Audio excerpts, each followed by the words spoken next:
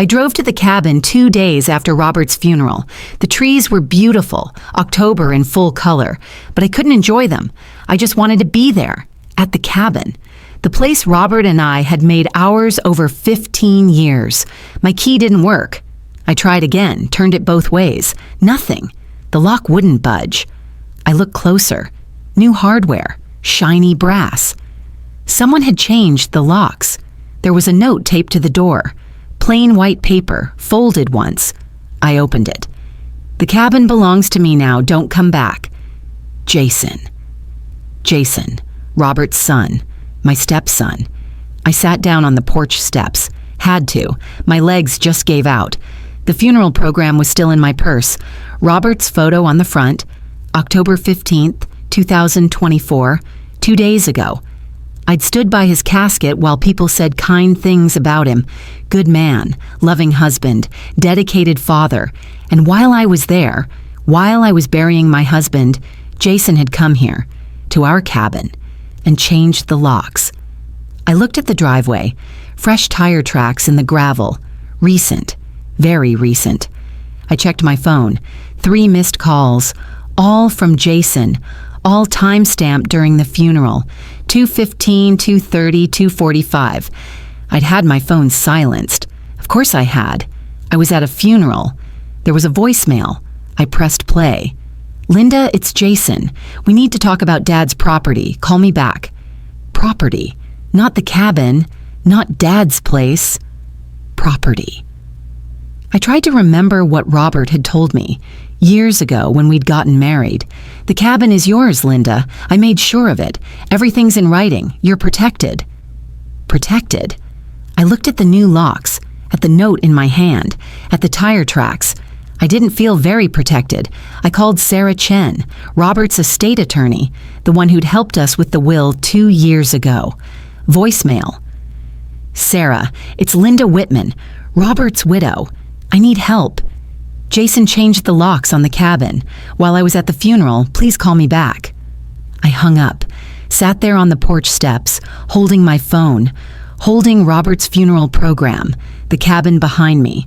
Locked. Mine legally, I thought, his by occupation. The autumn wind picked up. Cold. I pulled my cardigan tighter. I didn't know what to do. I went home, not to the cabin, home. The house Robert and I had shared in the suburbs for 15 years. The house that felt too big now, too quiet. Margaret was on my front porch. My neighbor. She's 72, a widow herself. 5 years now. She was holding a casserole dish covered in foil. I saw your car pull up, she said. Thought you might need something to eat. I let her in. We sat at the kitchen table. She didn't ask questions. Just sat with me. Her coffee cooled in the mug. Mine sat untouched. Sometimes that's all you need. Someone who understands that words don't fix anything. After a while, I told her about the cabin, the locks, Jason's note. Margaret's face went hard. During the funeral? During the funeral. She reached across the table, squeezed my hand once. We're going to fix this. I wasn't sure how, but having her there helped. Robert and I had been married 15 years. Second marriage for both of us. I'd been a teacher, elementary school, 3rd grade, 30 years. Retired now. Robert had been a civil engineer, retired at 65. We'd met at a community garden, both of us planting tomatoes. He'd made me laugh. I'd forgotten I could laugh after my first marriage ended. Jason was Robert's son from his first marriage. Jason's mother died when he was 10. Cancer. Robert raised him alone for years, then met me when Jason was already 33, an adult, set in his ways. Jason never called me Mom, always Linda. That was fine. I wasn't trying to replace his mother, but 15 years of polite distance wears on you. Holiday dinners where he barely spoke. Birthday cards signed with just his name. No love, no best wishes, just Jason. The cabin had been in Robert's family for 40 years. He'd bought it young, with his first wife. After she died, it sat mostly empty. Too many memories. But when Robert and I got together, we decided to make it ours. New memories. We renovated it. New roof, new deck. Kitchen cabinets we installed together on summer weekends. I paid for most of it. $35,000 from my retirement fund. Robert's savings were tied up in Jason's college loans he'd co-signed, loans Jason still hadn't paid off. So I paid, gladly. It was our place, our future. Property taxes? $12,000 over 15 years, all from my checking account. Auto pay. Robert had asked Jason to contribute. Jason had agreed, never sent a check, not once. Robert covered it quietly. Didn't want to cause problems. I added it up once, in a moment of frustration. $50,000 minimum. That's not counting the weekends, the 3-hour drives, the cleaning, the hosting. Jason's family for Thanksgiving, even though his kids barely looked at me, I thought I was building something. A place for Robert and me. A place we'd pass down to Emily, my daughter from my first marriage, and her kids someday. I didn't know Jason was keeping score. There'd been signs. I just didn't want to see them. 2 years ago, when we updated the will, Jason had been there. Sarah, the estate attorney, read it aloud. My lakefront property at 247 Lakeshore Drive is bequeathed to my wife, Linda Whitman, in its entirety. Jason's jaw had clenched. I saw it. He'd left early, said he had to pick up his kids. But I saw his face. And 6 months ago, I'd overheard a phone call. Robert on the deck, Jason on the line. Dad, I really need the cabin. You understand, right? Family history and all. Robert's voice had been firm. Linda and I discussed it. The will stands as written. I'd pretended not to hear, told myself it was just Jason being Jason. Entitled, but harmless. At the funeral, Jason had found me during the reception, asked about Dad's assets. I'd been so tired, so grief-stricken. I'd brushed it off. We'll talk later, Jason. Not today. But he'd already known what he was going to do. I found one of Robert's flannel shirts in the laundry room. It still smelled like him. Old Spice and sawdust from the cabin workshop. I held it for a long time, then folded it, put it in the donation box. I couldn't keep everything. His cabin keys were on the dresser, unused. He'd had his own set. I'd had mine. We each had our own. Past tense now. Margaret made me eat half the casserole. Tuna, my favorite. She didn't stay long, just long enough. Before she left, she said, I drove past the cabin yesterday, around 2:30, saw a truck in the driveway. Didn't think much of it at the time, but now... Jason's truck? I think so. Silver, looked like his. 2:30. The funeral had still been going. People were sharing memories. I was crying into a tissue, and Jason was at the cabin, changing the locks. Margaret left. I sat at the kitchen table alone, looking at the casserole, at Robert's empty chair. I needed to find the property deed. Robert had always said the cabin was protected, everything in writing. But I needed to see it, needed to know for sure. I went to his home office, started searching.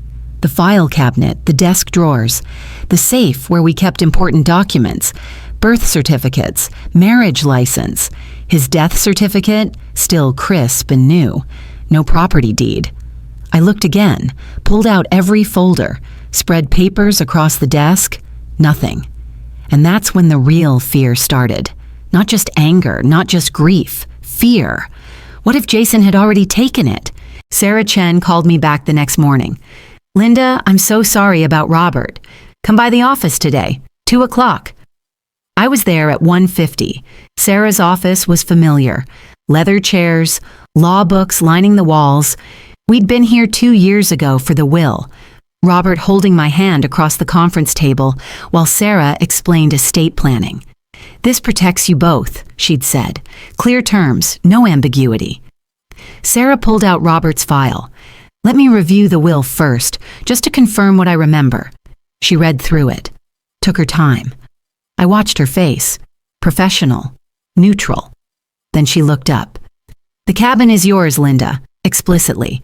My lakefront property at 247 Lakeshore Drive is bequeathed to my wife, Linda Whitman, in its entirety. Clear language, no room for interpretation. Jason knows that. He was at the will reading. I remember.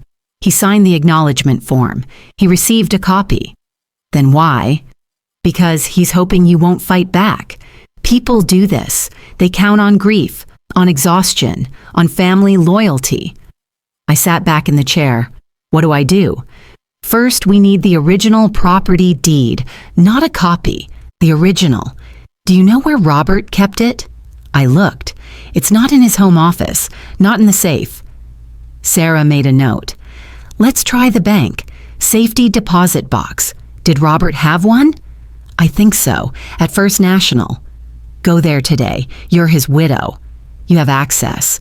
Find that deed. I nodded. Felt something shift inside me. Not just fear anymore. Something steadier. Purpose. Sarah, what if Jason tries to claim the cabin anyway, even with the will? He can try, but he won't win. The will is ironclad. You have my word. I went home. Started going through Robert's papers again, more carefully this time, not just looking for the deed, looking for anything. I found his email account still open on his laptop.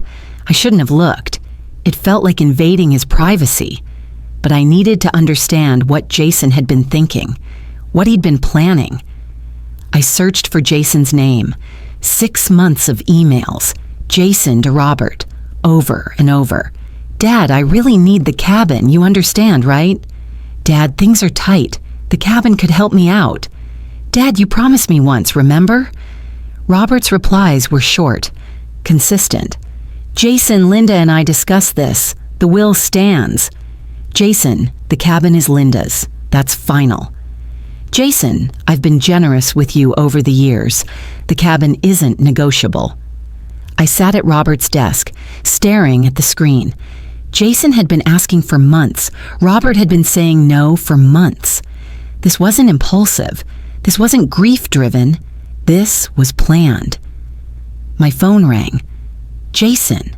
I almost didn't answer, but I needed to hear his voice, needed to understand what he was thinking. Linda. Jason. I'm glad you called back. We need to talk. About the cabin? About Dad's estate. Look, I know the will says what it says, but you have to understand, the cabin is family history, my history. I grew up there. You came later. There it was. You came later. 15 years of marriage erased with 3 words. The will is clear, Jason. Wills can be contested. Dad wasn't himself the last few years. You know that. I felt my jaw tighten. Robert was completely lucid when we made that will. Sarah can confirm it. Or we could work this out. Family style, no lawyers, you have the house. I have the cabin, clean split. The house is mine. The cabin is mine. Robert wanted it that way. Linda. His voice shifted. Softer, almost pleading. I'm in trouble. Real trouble. I need this. Dad would understand. Then he would have given it to you, but he didn't. Silence on the line. We can't all be perfect, Linda. Some of us have struggled. Some of us didn't have retirement funds to throw around. The dig landed, but I didn't respond, didn't let him bait me. I'll call you back, Jason. I hung up. My hands were shaking, not from fear, from anger. Margaret came over that afternoon, found me sitting at the kitchen table, papers everywhere. You okay? Jason called, tried to guilt me, said the cabin is family history. His history, like I'm not family. Margaret sat down. What did you say? I said no, but he's not going to stop. Then neither do you. I drove by the cabin that evening, didn't stop, just slowed down. Jason's truck was in the driveway, lights on in the living room, my living room. I took a photo with my phone. Evidence? I was learning. Through the window, I could see Robert's fishing rod. Jason had moved it. It used to hang by the fireplace. Now it was propped in the corner, like it didn't matter, like Robert didn't matter. I drove home, called Sarah, Left a message about the emails, about Jason living in the cabin now. My phone rang again. Unknown number. I answered. Linda, this is Tara, Jason's ex-wife. I'd met Tara twice, at Jason's wedding, at his divorce hearing. Robert had asked me to come, support, even though Jason hadn't wanted me there. Tara, hi. I heard about Robert. I'm sorry. Thank you. Linda, I don't know if you know this, but Jason has a gambling problem, online poker, sports betting. He's lost a lot. That's why we divorced. He kept lying about it, kept taking money from our account. My stomach dropped. He called me yesterday, asked if I'd testify that Robert promised him the cabin. I said no, but I wanted you to know, Jason's desperate, and when Jason's desperate, he's unpredictable. Be careful. She hung up. I sat on my couch, in the dark, trying to process. Jason wasn't just entitled, he was desperate. Gambling debt. That's why he needed the cabin, not for memories, for money, and desperate people do dangerous things. Margaret called. Did you find the deed? Not yet. I'm going to the bank tomorrow. I'll come with you. You don't have to. I'm coming with you. I hung up, looked around my empty house. Robert's chair, his reading glasses on the side table, his coffee mug still in the sink. I hadn't washed it yet. I needed that deed. Needed to know Robert had protected me the way he'd promised. Because right now, I didn't know what Jason would do next. And that scared me more than anything. Margaret drove me to First National Bank the next morning. I had Robert's death certificate, my ID, the estate paperwork Sarah had given me. The bank manager, a woman in her 50s named Patricia, led me to the vault. Cool air, fluorescent lights humming overhead. The safety deposit box opened with a metallic click. Inside, a thick manila envelope. My hands shook as I opened it. Papers, legal documents, and there, on top, the property deed. I pulled it out carefully. The paper was heavy, official. I read the names typed across the top. Robert Whitman and Linda Whitman, joint tenancy with right of survivorship, dated March 21st, 2015, 9 years ago, the year after we'd gotten married. I sat down in the small vault room, just sat there, holding the deed. He knew. Even then, he knew I'd need this protection. 9 years ago when we were happy, when Jason seemed fine with our marriage. Robert was already planning ahead, protecting me, even from his own son. Margaret squeezed my shoulder. You okay? I nodded. Couldn't speak yet. Patricia gave me privacy, stepped outside the vault. Margaret stayed. I read the whole document, every line, joint tenancy, right of survivorship. When Robert died, his half became mine automatically. No probate, no waiting period, no room for Jason to challenge. Robert had made sure. I sat in the bank parking lot afterward, still holding the deed. Margaret in the passenger seat. He protected you, she said. He did. But my relief was turning to something else. Anger. Because now I knew. Jason hadn't just been impulsive. He'd known about this deed. Known Robert had transferred ownership to both of us, known the cabin was legally mine, and he'd changed those locks anyway, while I was at Robert's funeral. I called Sarah from the parking lot. I have the deed. Original. Joint tenancy, dated 2015. I heard her exhale. That's bulletproof, Linda. Bring it to my office today. We're filing for an emergency injunction. I went home, started compiling everything else. Bank statements showing my payments for the renovation, $35,000, line by line, receipts from the hardware store, the roofing company, the lumber yard, property tax records, 15 years of auto pay from my checking account, $12,000 total. Jason's contribution, 0. Not one check, not one transfer. I organized it all on the dining room table, color-coded folders, chronological order, evidence A, B, C. My teacher brain taking over. If I couldn't control my grief, at least I could control this. I found the emails I'd seen on Robert's laptop, printed them out, Jason's requests, Robert's refusals, 6 months of evidence that Robert had been clear. The will stands. The cabin is Linda's. That's final. My phone rang. Unknown number. Mrs. Whitman? This is Dennis Fletcher. I'm representing Jason Whitman in a property matter. I understand there's been some confusion about your late husband's estate. My stomach clenched. Jason had hired a lawyer. There's no confusion, I said. The property is mine. The will is clear. Mr. Whitman believes there were verbal agreements that supersede the written documents. Perhaps we could arrange a meeting? Settle this amicably? I have a lawyer, Sarah Chen. You can contact her. Mrs. Whitman, I'm sure you understand how difficult litigation can be, especially during a time of grief. Perhaps you'd be willing to review some documents I have. I could send someone to collect the original deed, just for copying purposes. Something in his voice. Too smooth. Too helpful. I'll discuss this with my attorney. I hung up, called Sarah immediately.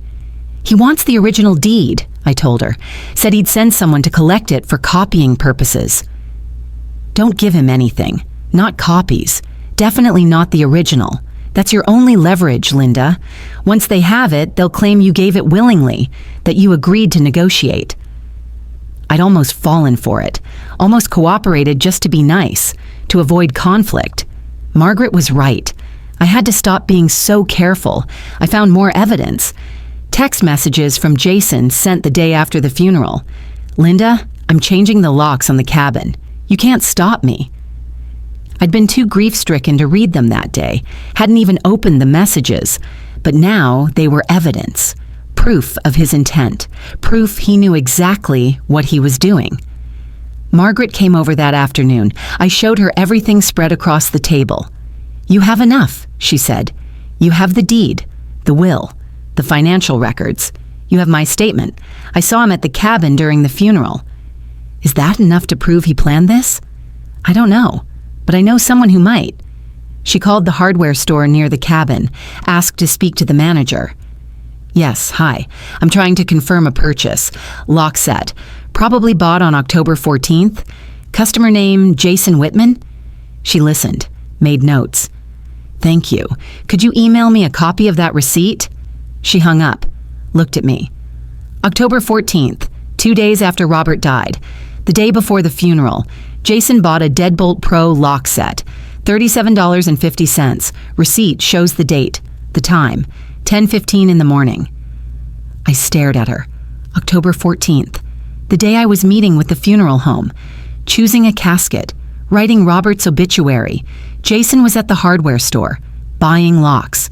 This wasn't grief. This wasn't impulsive. This was premeditated theft. I sat down, the weight of it hitting me. He planned this, I said. Before the funeral, he bought the locks before the funeral. Margaret nodded. That's evidence, Linda. That's criminal intent. I looked at my dining room table. The deed, the will, the bank statements, the property tax records, the emails, the text messages, the hardware store receipt.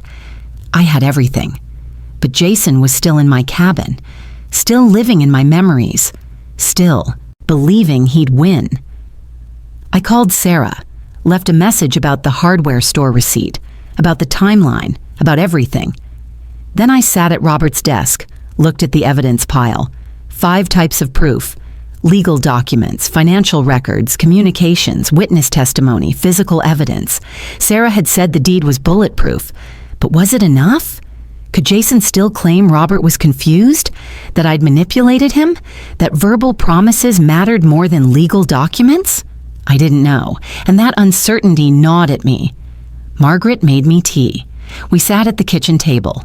You did good today, she said. I found papers, that's all. You built a case. There's a difference. I looked at her. This woman I'd known for 8 years. My neighbor, my friend, my witness. Thank you, I said, for seeing him that day, for remembering. That's what friends do. We witness each other's lives, the good and the bad.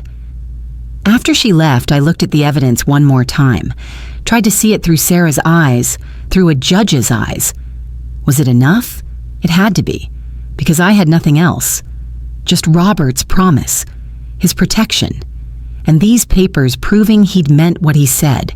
I couldn't sleep that night. Kept thinking about the evidence, the deed, the timeline. Jason buying those locks while I was planning Robert's funeral. At 4 a.m, I gave up, got dressed, made coffee, and drove to the cabin. The sun was just starting to rise. October dawn. Cold. Mist rising off the lake. I parked in the driveway, didn't go to the door, just sat in my car, looking at the place Robert and I had built together. I remembered a summer evening, 12 years ago. We'd just finished rebuilding the deck. Robert was teaching me how to use his table saw, how to measure twice, cut once. We'd sat out there watching the sunset, his arm around my shoulders, my head on his chest. "This place is ours now, Lynn," he'd said. "Our memories, our future. I want you to feel safe here, always." I do. With you, I always do. That memory felt like a different lifetime, a different world. Now I sat in my car at dawn, looking at new locks on the door. Jason's truck gone. He must have left for work. The cabin dark, empty, cold. I got out, walked to the front door, didn't try the lock, just stood there. Touched the door frame where Robert had carved our initials 14 years ago. The wood grain was rough under my fingers. R+L, 2010. The plus sign was deepest. He'd taken his time with that, made it permanent. I looked through the window, saw the living room, Jason's beer cans on the counter, dirty dishes in the sink. Robert's fishing rod moved from its spot by the fireplace, propped in the corner now, like it didn't matter. Like Robert didn't matter. I stood there for a long time, just looking, processing. 40 years of Robert's life in this cabin, 15 years of ours, and Jason thought he could erase me in an afternoon. That's when I knew. This wasn't about the cabin anymore. It was about honoring Robert and protecting what we built together. I got back in my car, started the engine. Didn't feel helpless anymore. Didn't feel lost. I felt clear. I drove straight to Sarah's office. She wasn't open yet, 7 a.m, but I waited in the parking lot, and when she arrived at 8, I was ready. "I want to file," I said. "Today, whatever we need to do, an injunction, trespassing charges, all of it." Sarah studied my face. "You're sure?" "I'm sure." We spent 2 hours going through the paperwork. Sarah drafted an emergency motion, temporary restraining order. Jason had to vacate the property within 48 hours of service, return all keys, no contact with me except through attorneys. I signed everything. Then I called a locksmith. "I need you to document an unauthorized lock change. I need photos, a statement, everything official." He said he'd meet me at the cabin tomorrow, after Jason was served. I called the sheriff's office, filed a formal trespassing complaint. They said they'd send a deputy to serve Jason, probably this afternoon. I opened a new bank account, legal defense fund, transferred $10,000, money I'd been saving for retirement travel. Robert and I were supposed to go to Italy next spring. That wasn't happening now, but this was. This fight was happening. I called Margaret. "It's done, I filed." "Good, how do you feel?" "Scared, but ready."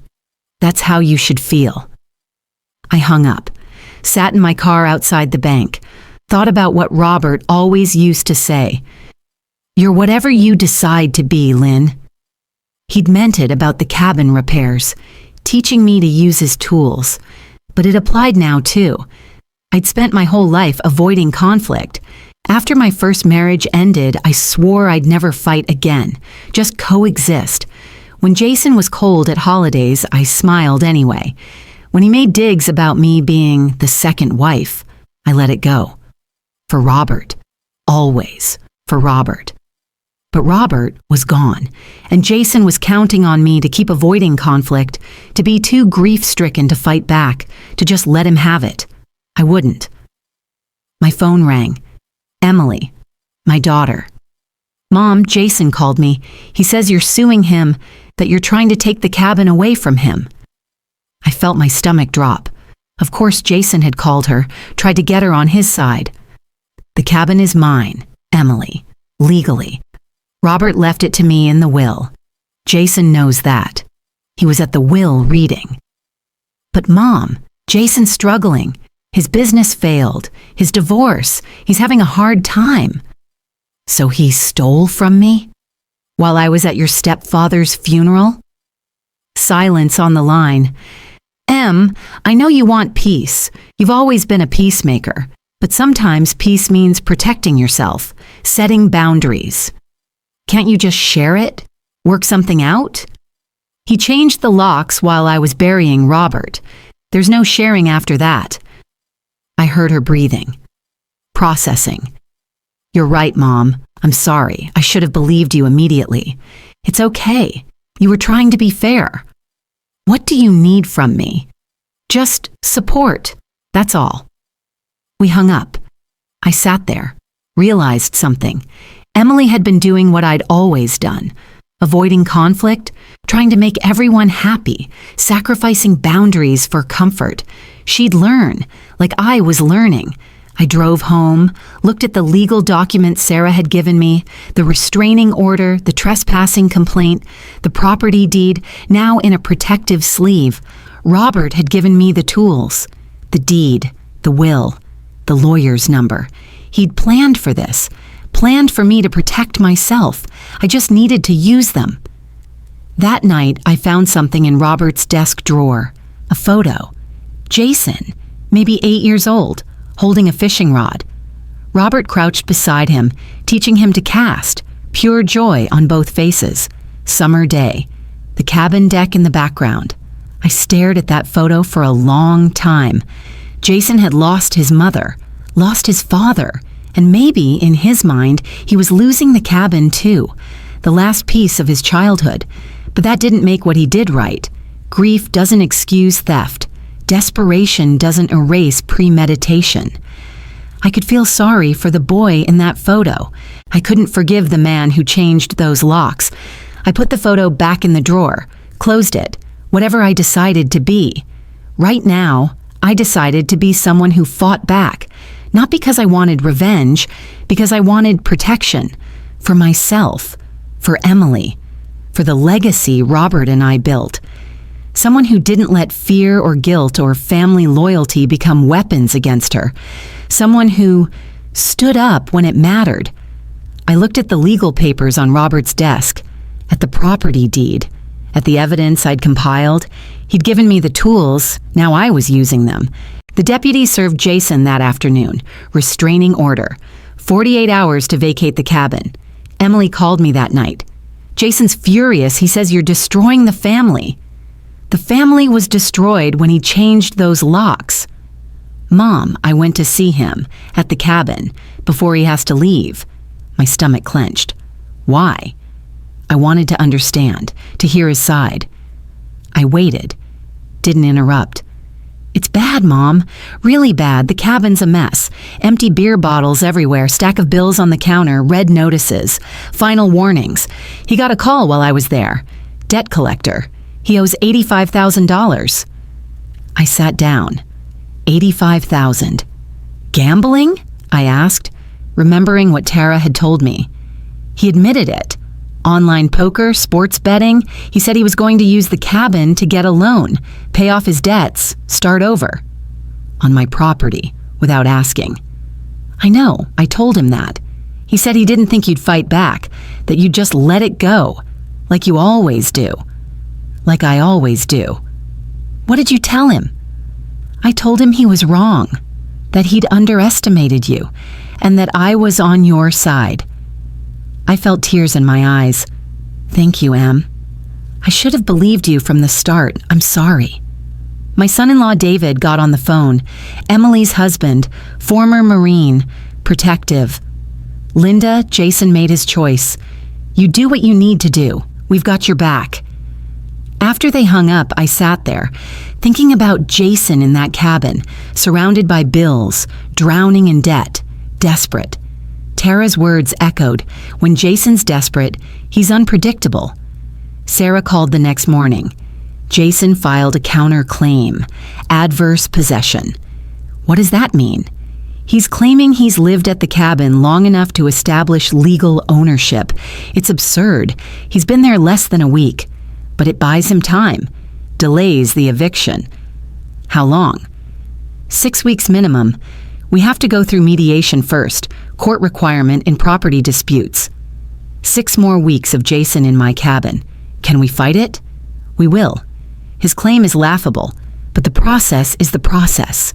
I hung up, looked at my calendar. 6 weeks. Thanksgiving would come and go. Jason in my cabin for Thanksgiving, using Robert's plates, sitting in Robert's chair. I called Margaret, told her about the counterclaim. He's stalling, she said, hoping you'll give up. I won't. I know you won't. 2 weeks later, Jason's lawyer called Sarah. Settlement offer. Sarah relayed it to me. Jason will vacate immediately. In exchange, you pay him $50,000. Buy out of his childhood memories. His words, not mine. I laughed. Actually laughed. Bitter. Hollow. $50,000 for stealing from me? For changing locks during Robert's funeral? That's the offer. What did you tell him? I said I'd present it to you. But Linda, listen, this would end it. No mediation, no court, clean break. I thought about it for maybe 10 seconds. No, he doesn't get rewarded for theft. You're sure? Litigation is expensive, emotionally and financially. I'm sure. Robert left me that cabin, not $50,000 minus the cabin. The cabin, whole. Sarah was quiet for a moment. Good. That's what I hoped you'd say. Margaret came over that afternoon. I told her about the settlement offer. Don't let him profit from this, she said. You'd regret it forever. I know. And you'd set a precedent. Other widows would see. Would think they have to pay off thieves to avoid conflict. She was right. This wasn't just about me anymore. 3 days later, Jason showed up at my house. 8 in the evening. I heard the doorbell. Looked through the peephole. Jason. On my front porch. The restraining order said no contact except through attorneys. I called through the door. You're violating the restraining order. Leave now or I'm calling the police. Linda, please, just hear me out. 5 minutes. Through our attorneys, that's the order. I'm in trouble. Real trouble. I'm going to lose everything. My house, my kids' college funds, everything. I stood there, hand on the doorknob, not opening it. You changed the locks while I was at Robert's funeral, Jason. I know I did, and I'm sorry. I was desperate. I wasn't thinking straight. You bought those locks the day before the funeral. You were thinking very straight. Silence on the other side of the door. I'm in a 12-step program now for the gambling. I'm trying to change, to be better. Dad would want... Don't tell me what Robert would want. If he wanted you to have that cabin, he would have given it to you. Please, Linda, just... I'm calling the police now. You need to leave. I heard him walk away, down the steps, his truck starting, driving off. I called the sheriff, reported the violation. They said they'd add it to the file. Issue a warning. My hands were shaking, not from fear, from anger, and something else. Sadness, maybe, for what this family had become. The next week, Jason posted on Facebook, public post, visible to everyone. Some people care more about money than family. Some people will do anything to steal what's not theirs. My father's second wife has shown her true colors. Gold digger. My book club saw it first. 5 women I'd known for 8 years. They called, texted. We know that's not true. Don't respond, don't engage. But others saw it too. People from Robert's work, from the neighborhood. Strangers who believed whatever they read online. Margaret's daughter-in-law, who does social media for her business, helped me. She posted screenshots of the will, the property deed, public records. The truth is available for anyone who cares to look. My book club friends defended me in the comments, one by one, polite but firm. I've known Linda for years. This is slander. Jason deleted the post that night, but the damage was done. A few days later, I came out of the grocery store, found my tire slashed, driver's side rear, clean cut, deliberate. I called. The police filed a report. They said they couldn't prove it was Jason. No cameras in that part of the lot, but they'd add it to the file. Margaret drove me home, stayed with me while I waited for the tow truck. "This is escalating," she said. "I know. Maybe you should stay with Emily for a while, just until mediation." "I'm not leaving my house. He doesn't get to scare me out of my own house." Then the letter came. Plain white envelope, no return address, hand-printed block letters. "Drop the case or you'll regret it." I stared at it, sat at my kitchen table, read it 3 times. I called Sarah. I got a threat letter. "Bring it to my office. Don't touch it more than you have to. We're reporting this to the police." Sarah filed it with the sheriff. They opened an investigation. Couldn't prove it was Jason, but the pattern was clear. Harassment, intimidation. "This changes things," Sarah said. "Judge will see this. It doesn't help Jason's case." But it didn't make me feel safer. My book club came over that weekend. All 6 women. Brought food, casseroles, salads, cookies. We'd been meeting monthly for 8 years. They'd been at Robert's funeral. They'd seen me grieve. Now they saw me fight. "You're not alone," Margaret said. "We're here, every day if you need us." They organized a schedule. Someone would check on me every morning, text at night, make sure I was okay. It wasn't the family I was born into, but it was the family I chose, and they chose me back. I was in the garage one afternoon, going through Robert's tools. He'd taught me to use most of them. The table saw, the sander, the router. "A woman should know how to build things," he'd said, "how to fix things, how to be independent." I found his handwritten notes, tucked in his toolbox. 2018 deck railing, fixed with Linda's help. Best day. I sat on the garage floor, holding that note, crying. Not because I was weak, but because I missed him, missed his protection, his steadiness, his certainty that I could handle anything. He'd been right. I could. But it was hard without him. Margaret found me there. Didn't say anything. Just sat down beside me on the concrete floor. 2 widows, sitting among tools and memories. After a while, she said, "He'd be proud of you." "You think so?" "I know so." Mediation was scheduled for November 28th, 2 weeks away. Sarah prepared me. What to expect, what to bring, all the evidence, the deed, the will, the financial records, the timeline, the witness statements. "This is it," she said, "your chance to present everything, to show the mediator what really happened." "Will Jason be there?" "Yes, with his lawyer. It'll be difficult, but you're ready." I wasn't sure if I was ready, but I was out of options. Either I faced Jason in that room, stood up for myself, for Robert, for the truth, or I walked away, let him win, let him profit from theft. That wasn't going to happen. 2 more weeks, then I'd look Jason in the eye and show him what I'd learned. I didn't avoid conflict anymore. I faced it, with evidence, with truth, with the tools Robert had given me. Whatever happened in that mediation room, I'd walk in prepared, and I wouldn't walk out empty-handed. The mediation was scheduled for 10 in the morning, November 28th, Sarah's law office, conference room on the 2nd floor. I got there early, 9:30, sat in my car in the parking lot, going over everything in my mind, the deed, the will, the financial records, the timeline, the witnesses, everything I needed to say, everything I needed to prove. Sarah met me at the door. Ready? As I'll ever be. The conference room was formal, long mahogany table, leather chairs, a recording device in the center, windows overlooking the street, gray November sky.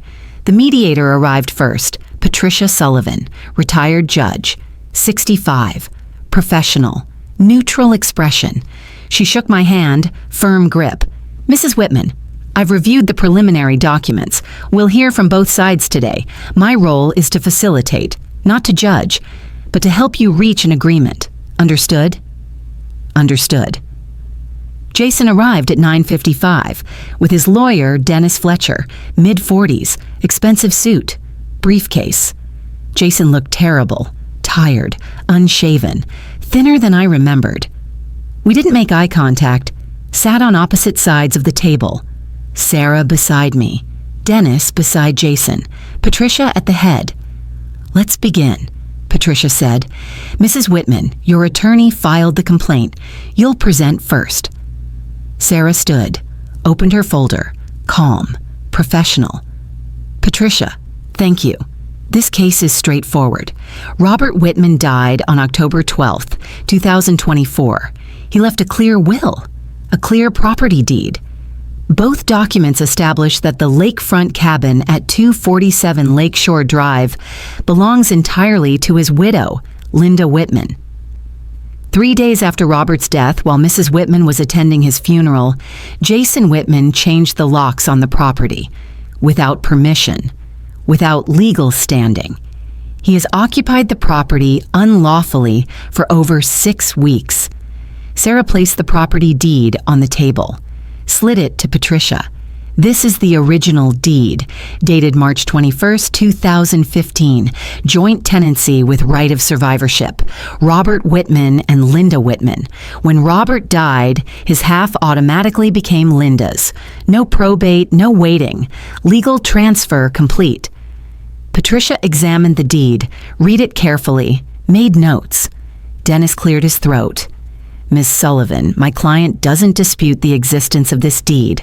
However, we believe there were verbal agreements between father and son that supersede written documents. Robert Whitman verbally promised Jason the cabin on multiple occasions, dating back to Jason's childhood. Those promises create an ethical, if not legal, obligation." Sarah didn't miss a beat. Verbal promises without documentation hold no weight in property law, especially when contradicted by explicit written documents. If Robert intended Jason to have the cabin, he would have included it in his will. He didn't. In fact, he explicitly excluded Jason from cabin inheritance. She placed the will on the table, open to the relevant page, highlighted. Quote, "My lakefront property at 247 Lakeshore Drive is bequeathed to my wife, Linda Whitman, in its entirety." Clear language, unambiguous. Jason was present at the will reading 2 years ago. He signed an acknowledgement form stating he understood the terms. Patricia looked at Jason. "Mr. Whitman, is it true you attended the will reading?" Jason nodded. Quiet. "Yes. And you understood that the cabin was left to Mrs. Whitman?" Yes. But I thought Dad might change his mind. He'd talked about it being family history, our history." Sarah intervened. "Ms. Sullivan, we have email evidence showing that Jason repeatedly asked Robert for the cabin in the months before his death. Robert consistently refused. The will stands. The cabin is Linda's. That's final." She placed printed emails on the table. 6 months' worth, Jason's requests, Robert's refusals, the pattern clear. Patricia read through them. Her expression didn't change. But I saw her pause on one email, Robert's last reply to Jason. "Jason, I've been more than generous with you over the years. The cabin is not negotiable. Linda is my wife. She will be protected. This discussion is closed." The room was quiet, just the sound of Patricia turning pages. Sarah continued. "Beyond legal ownership, Mrs. Whitman has invested substantial money into the property. $35,000 for renovation, $12,000 in property taxes over 15 years. Jason contributed nothing, $0. We have receipts, bank statements, tax records, all documented." She placed a folder on the table, thick, organized, color-coded tabs. Mrs. Whitman maintained the property, paid utilities, hosted family gatherings. Jason attended those gatherings, benefited from Linda's labor and money. Then, the day after Robert's funeral, he sent a text message stating he was changing the locks. Quote, "I'm changing the locks on the cabin, you can't stop me." Sarah placed the phone screenshot on the table. Jason's text, time-stamped. Dennis shifted in his seat. My client was grieving, not in his right mind. He acted impulsively out of emotional distress. That's not true, Sarah said. She placed another document on the table. This is a receipt from Murphy's Hardware. October 14th, 2024, the day before Robert's funeral, Jason purchased a Deadbolt Pro lock set. $37.50, time-stamped 10:15 a.m. I watched Jason's face, saw him realize what that meant, the timeline, the proof.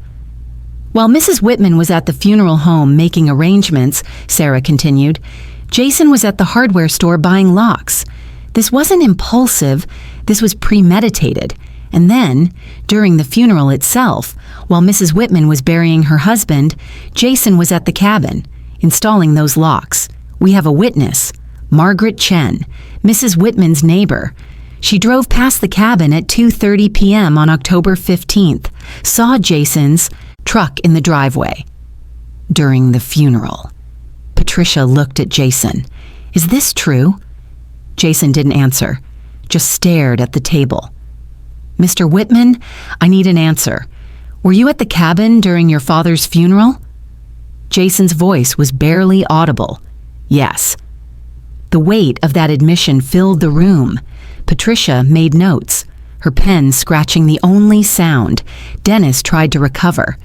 Ms. Sullivan, my client acknowledges his timing was unfortunate, but his claim of adverse possession stands. He's been living at the property, maintaining it, paying utilities. For 6 weeks, Sarah interrupted. Adverse possession requires years, typically 7 to 15, depending on the state. Mr. Fletcher knows this. His claim is frivolous, a delay tactic. Patricia nodded. I agree. The adverse possession claim has no merit. We're here to resolve the immediate issue, Mr. Whitman's occupation of the property, Mrs. Whitman's right to possession. She looked at me. Mrs. Whitman, would you like to speak? I looked at Sarah. She nodded. I stood. Didn't plan to, but I needed to. Needed Jason to see my face when I said this. Jason. My voice was steady, measured. I want to understand something. Why during the funeral? Why not wait until after? He didn't look up. You knew I'd be grieving. Too exhausted to fight back. Too devastated to think clearly. You counted on that, didn't you? Patricia didn't stop me.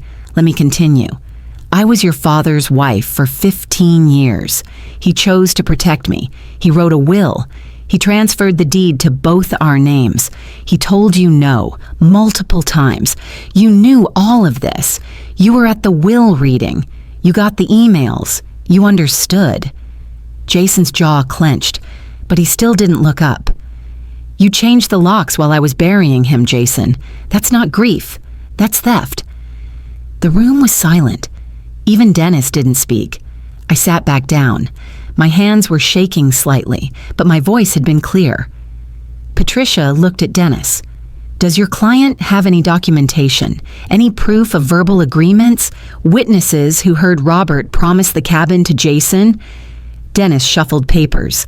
We have Jason's testimony, his memories of conversations with his father.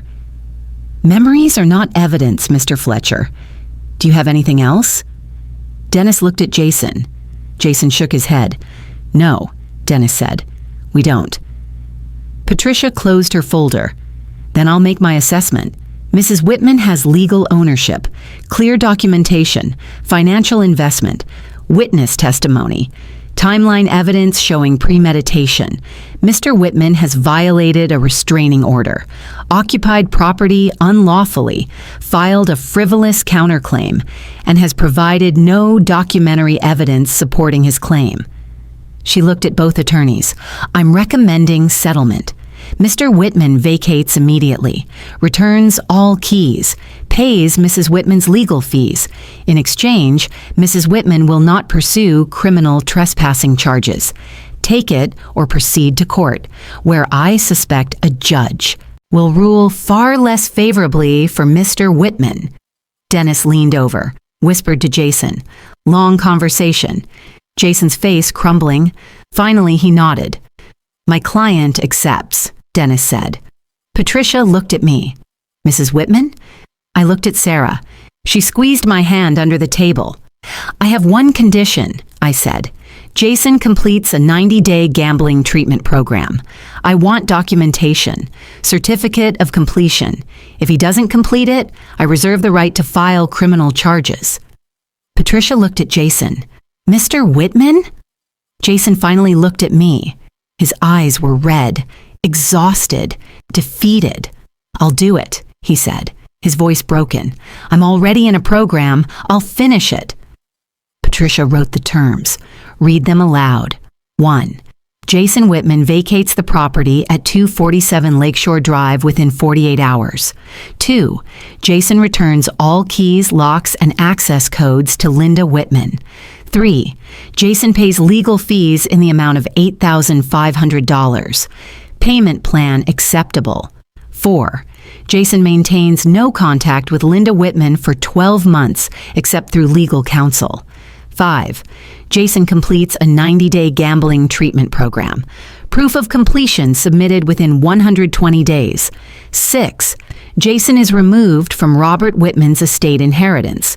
No future claims. 7. If Jason violates any terms, Linda Whitman may pursue criminal trespassing charges. No statute of limitations. She looked at both parties. Sign here. Jason signed first, his hand shaking. Then me, my hand steady. Patricia notarized the documents, made copies, handed one set to Sarah, one to Dennis. We're done here, she said. Jason stood, started to leave, then stopped, reached into his pocket, pulled out a key ring, 3 keys, the cabin keys, my keys, the ones he'd made irrelevant by changing the locks. He placed them on the table, slid them toward me, slowly. The metal scraping against the wood. I stared at those keys, the sound of them sliding, the weight when I picked them up. Robert's keychain, blue paracord, worn smooth from years of use. Jason's voice was quiet, almost a whisper. He'd be ashamed of me. I looked up, met his eyes, for the first time all day. Yes, I said, simple, honest. He would. Jason nodded, once, then left, Dennis following him out. The door closed. I sat there, holding the keys, Sarah beside me, Patricia gathering her papers. You did well, Patricia said. This was the right outcome. After she left, Sarah and I sat alone in the conference room. You won, she said. I know. But it didn't feel like winning. It felt like surviving. I looked at the keys in my hand. They were heavier than I expected. Not just metal. The weight of 15 years. The weight of Robert's trust. The weight of standing up for myself when everything in me wanted to just let it go. What now? Sarah asked. Now I go get new locks, I said. And I go home. 2 days later, I went back to the cabin. Jason was gone. The sheriff had supervised his removal, made sure he took his things, left mine alone. I brought a locksmith. Professional, bonded. He changed all the locks. Front door, back door, the shed, new keys, just mine this time. I walked through slowly. Living room first. Jason's beer cans were gone. The dishes he'd left in the sink, gone. He'd cleaned. Not perfectly, but he'd tried. Robert's fishing rod was back by the fireplace, where it belonged. Jason had moved it back before he left. Small gesture, but I noticed. The cabin smelled like Robert again. Pine, old books, coffee. Jason's occupation had been temporary, surface level. This place was still ours. I opened the windows, let the November air in. Cold but clean. Started wiping down surfaces, cleaning what Jason had touched, reclaiming the space. It took 3 hours, but when I was done, I sat on the deck. Robert's chair, my chair beside it, empty. But not as empty as before. The cabin was mine again, legally. Actually, mine. Over the next few weeks, the consequences played out. Jason paid the legal fees, $8,500. Sarah set up a payment plan, $300 a month. It would take him years, but he was paying. The no-contact order held 12 months. Jason didn't call, didn't text, didn't show up. For the first time in weeks, I could breathe without looking over my shoulder. He completed the treatment program.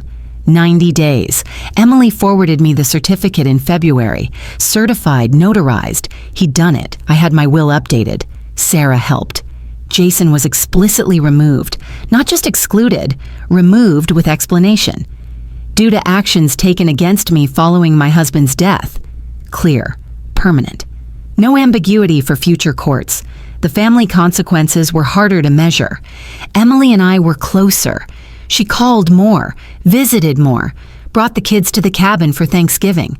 We cooked together, made new memories. Jason? Emily said he'd moved to Arizona, construction work, sober now, in therapy, building a new life. We didn't talk about him much, but she kept me updated. Small details, proof he was okay, proof he was gone. I started therapy myself, twice a month at first, then once a month. Grief counseling, processing Robert's death, processing Jason's betrayal, learning to trust again. It helped, slowly, but it helped. I changed my banking, added alerts for unusual activity, monitored my credit, updated all my passwords, put the property deed in a safety deposit box, the original. Sarah kept copies. Margaret knew where the key was. I'd learned. Protection wasn't paranoia. It was wisdom. Margaret came to the cabin one Saturday in December, first snow of the season. We sat on the deck with coffee, blankets over our knees, watching the lake freeze at the edges. "You did it," she said. "We did it. You testified. You supported me. You drove me to the bank. You sat on my garage floor when I was crying. That's what friends do. We witness each other's lives." She was quiet for a moment. Then, "My sister lost her house. Did I ever tell you that? After her husband died. His son claimed she'd agreed to sell it to him. Verbal agreement. She had nothing in writing. The judge believed the son. She lost everything, moved into a nursing home at 68. Died 2 years later." I reached over, took her hand. "You didn't let that happen to you," she said. "You fought back. I'm sorry about your sister." "Me too, but watching you, it gave me something. Purpose, maybe. I joined a group, Senior Justice Coalition, Elder Abuse Prevention. We help widows navigate estate disputes. I volunteer twice a week now." "Margaret, that's wonderful. You showed me it was possible to fight back, to win." We sat there, 2 widows, coffee cooling, snow falling, healing happening, slowly. Sarah called in January, asked me to lunch, downtown, nice restaurant, not business, just friendship. "How are you doing?" she asked. "Better. Some days are hard, but I'm managing." "You were incredibly brave. Most widows don't fight. They just give up. Let family members take what they want. Avoid conflict. I almost did that. Almost just let Jason have it. But you didn't. You stood firm, and you won." She handed me a business card, Elder Law Clinic. Volunteer attorneys needed. We help seniors with estate planning, protect them from what happened to you. I thought, maybe you'd want to help, share your story, show other widows they can fight back. I looked at the card, thought about it. "I'd like that," I said. 2 hours a week, just talking to people, telling them what you learned, how you protected yourself. "When do I start?" Sarah smiled. "Whenever you're ready." I started in February, 2 hours every Thursday.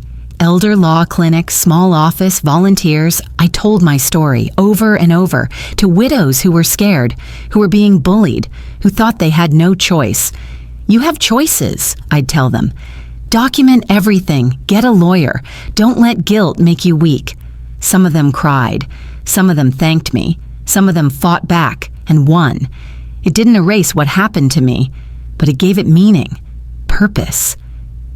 Emily came to the cabin in March, brought the kids, Sarah, 9 years old, and Michael, 12. We spent the afternoon teaching them to fish. Robert's rod, the one Jason had moved, the one I'd restored to its place. Your grandpa taught me how to use this rod, I told Michael. Now I'm teaching you. He caught a small bass, threw it back, grinned like it was the biggest fish in the world.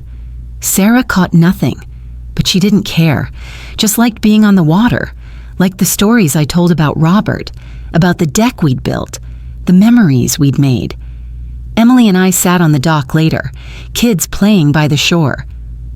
Mom, I'm sorry for how I reacted at first. When you told me about Jason, you were trying to keep peace. I understand. I was wrong. Sometimes fairness means protecting the person who was wronged, not trying to make everyone happy. You learned. That's what matters. Will you keep the cabin? For now. Maybe someday it'll be yours and the kids. But right now, it's mine. And that's enough. She hugged me, tight, long. I'm proud of you, Mom. I'd needed to hear that. More than I realized. Before Emily left, I gave her something. Power of attorney documents, medical and financial. If something happens to me, I said, you'll have authority to make decisions, to protect my assets, to ensure no one takes advantage. Mom, nothing's gonna happen. We don't know that. Robert died suddenly. I wasn't prepared. But you will be. And Sarah, your attorney, my lawyer, she's co-signature on major decisions, checks and balances, protection. Emily looked at the documents, nodded, understood. Okay, I'll keep these safe. Good. And Em, if something does happen, don't avoid conflict. Don't try to keep peace. Protect yourself. Set boundaries. Fight back when you need to. I will. I learned from the best. In April, I met with Tom Ferguson, financial advisor. Robert and I had used him for years. Now I needed him for something bigger. I want to create an irrevocable trust, I told him.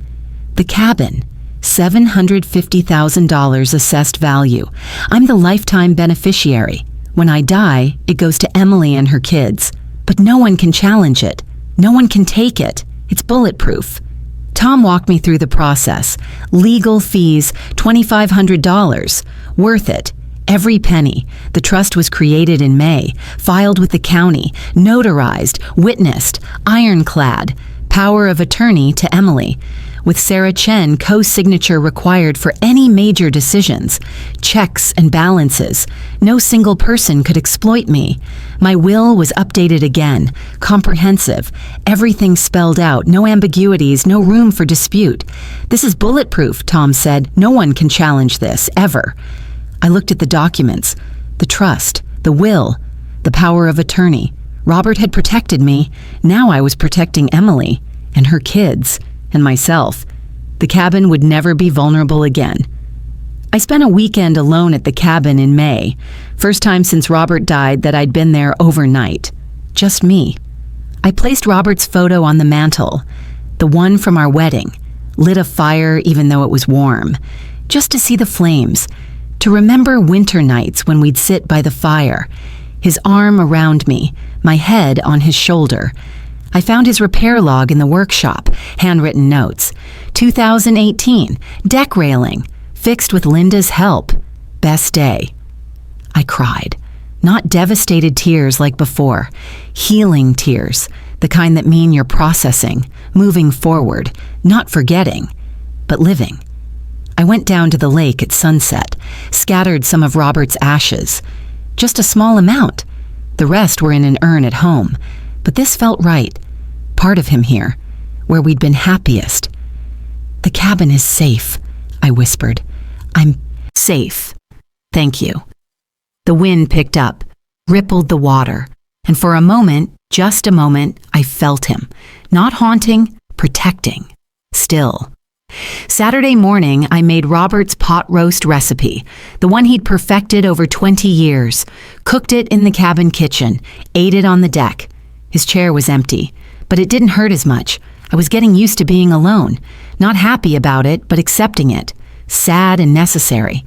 I found an old photo album in the closet, flipped through, saw Jason at 8 years old, fishing with Robert, pure joy on both faces. I stared at that photo for a long time, felt sadness for the boy, not for the man. The boy had lost his mother, lost his father, and somewhere along the way, lost himself. But that didn't make what he did right. Grief doesn't excuse theft. Desperation doesn't erase premeditation. I could feel sorry for the boy in the photo and still protect myself from the man he became. I put the album back, closed the closet door. Later, I called Emily from the deck. "Bring the kids for Thanksgiving? I'll teach them to fish. We'll cook together, make new traditions."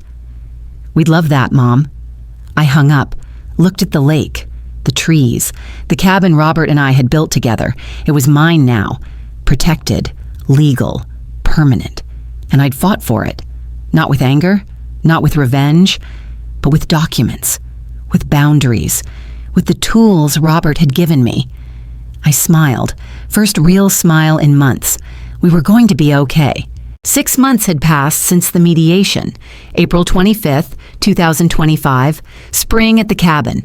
I'd planted a garden, first time in years. Robert and I used to garden together, tomatoes, zucchini, herbs. This year, I did it alone. My hands in the soil, my choices, my garden. The daffodils Robert had planted years ago were blooming, yellow, bright. I'd added new bulbs beside his, purple tulips, continuity, old and new growing together. I lived in both places now, the suburban house most days, the cabin on weekends, sometimes alone, sometimes with Emily and the kids, sometimes with Margaret. My life, my terms. Some days were harder than others. Anniversaries, Robert's birthday, the first day of fishing season when we used to come up together. Thanksgiving was difficult, Christmas worse. But I got through them. I'd been seeing a therapist, once a month now, down from twice. We talked about grief, about trust, about learning to be alone without being lonely. It was working, slowly, but working. Jason had completed the treatment program. 90 days. I got the certificate, verified. He'd moved to Arizona, Phoenix, construction job. Emily said he was doing better. Sober, stable, dating someone new, building a life. I'd asked Emily once if she'd heard from him, about me. He said to tell you he's sorry, that he knows sorry isn't enough, but he wanted you to know anyway. I'd thought about that for a long time, sitting on the cabin deck, coffee cooling in my hand. "Tell him I hope he finds peace," I'd said finally, "but I don't trust him. I won't ever trust him." Emily had nodded, understood. That was 6 months ago. I hadn't heard anything since, and that was okay. Some relationships don't survive betrayal, shouldn't survive it. The estate planning was complete, everything locked down. The cabin sat in an irrevocable trust, $750,000, protected. Emily and her kids were named beneficiaries. When I died, it would go to them. No one could challenge it, no one could take it. The power of attorney documents were filed. Emily as primary, Sarah Chen, my attorney, my friend, as co-signature on major decisions, checks and balances, protection. If something happened to me, if I got sick or confused, no one could exploit me. Not again. My will was explicit. Every asset accounted for, every decision documented. Jason's name appeared once. Jason Whitman is explicitly excluded from inheritance due to actions taken against me following my husband Robert's death. Clear. Permanent. No ambiguity for future courts. I'd started volunteering at the Elder Law Clinic. 2 hours every Thursday afternoon. I told my story. To widows who were scared, who were being pressured by family, who thought they had no choice. You have choices, I'd tell them. Document everything, every conversation, every email, every receipt. Get a lawyer immediately. Don't wait until things get worse. And don't let guilt make you weak. Grief is real, but so is theft. Some of them cried when I spoke. Some asked questions. What if my son says he was promised the house? What if I can't afford a lawyer? What if my family stops talking to me? Then your family is choosing to punish you for protecting yourself, I'd say. That's not family, that's control, and you deserve better. In February, I'd spoken at a senior center. 40 people showed up, mostly widows, some widowers. I told them about the locks, the funeral, the evidence, the fight, the victory. Afterward, 3 women had come up to me, each one dealing with something similar. Adult children claiming verbal promises, estates being contested, property being occupied without permission. I gave them Sarah's card, Margaret's phone number, my email address. You're not alone, I told them. We're here. We'll help you fight back. Margaret had been right. This wasn't just about me anymore. It was about showing other people, especially older widows, that they could stand up, that they didn't have to surrender to family pressure, that legal protection was possible. The cabin would never be vulnerable again, and neither would I. Emily's kids came to the cabin in April. Spring break, a whole week, just the 3 of us. Sarah, 9 now, helped me plant the garden. She liked getting her hands dirty, liked watching things grow. She reminded me of Robert, patient, methodical, careful. Michael, 12, wanted to fish every day. We used Robert's rod, the one that hung by the fireplace, the one Jason had moved but then put back. I taught Michael how to cast, how to read the water, how to wait. "Grandpa taught you this?" he asked. He did, and now I'm teaching you. Someday you'll teach your kids. That's how it works. That's how we keep people alive, through what we pass down. On their last day, we took a photo. The 4 of us on the deck, 3 generations, Emily, me, the kids, the cabin in the background. I thought about Robert, about how he'd bought this place 40 years ago, how he'd protected it, protected me, how I'd fought to keep it, how someday it would belong to Emily and these kids, 4 generations, all connected by this place, by this land, by these memories. "Will we always be able to come here, Grandma?" Sarah asked. "Always. The cabin is protected now, in a trust. When I'm gone, it'll be your mom's, and then someday yours. No one can take it, ever. I made sure of that." "How?" "With papers, legal documents, a very good lawyer, and by being brave when I needed to be." Michael looked at me, serious, old for his age. "What Grandpa did, changing the locks, that was wrong, right?" I paused, careful, honest. "Jason, your step-uncle." "Yes, what he did was wrong. He was desperate. He was hurting. But that doesn't make it right. And it doesn't mean I had to accept it." "Did you forgive him?" "No, not yet, maybe not ever. Some things are too big to forgive. But I hope he's doing better. I hope he's healing. That's different from forgiving." Emily squeezed my hand, grateful I was being honest, not sugarcoating, teaching her kids that boundaries matter, that forgiveness isn't mandatory, that you can wish someone well and still protect yourself from them. I sat on the cabin porch one evening, May, the sun setting over the lake, coffee in my hand, alone but not lonely. Robert had died, that was true. Jason had betrayed me, also true. The cabin had almost slipped away, but I'd fought back. Not with anger, not with revenge, but with documents, with lawyers, with evidence, with boundaries. If you're going through something similar, if someone's trying to take what's yours, if you're being pressured after a loss, if you're scared you can't fight back, listen to me. Document everything, every conversation, every text, every email, save receipts, save bank statements, take photos, create a timeline, get a lawyer immediately. Don't wait.